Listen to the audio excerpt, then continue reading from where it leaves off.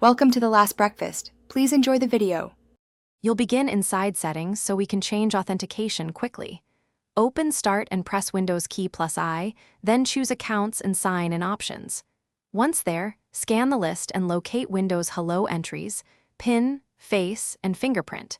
Make sure you're signed in with the admin or owner account because removal needs permission.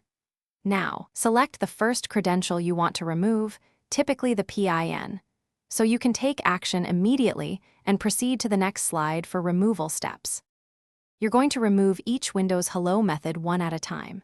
Select the PIN entry and click Remove. When a dialog asks, enter your Microsoft or local account password to confirm. Once the PIN is removed, repeat for Face and Fingerprint, click the corresponding entry and choose Remove. Make sure to wait for confirmation messages.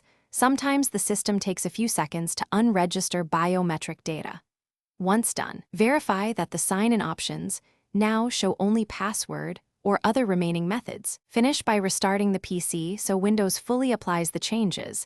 This also clears cached credentials. If a Remove button is grayed out, the device may be managed by your organization or using Windows Hello for Business. Check accounts access work or school and remove any connected work accounts if allowed. If policies block removal, run gpedit, MSC, or contact your admin. As a quick tip, sign in with the built-in local administrator to verify whether the restriction is policy or account related.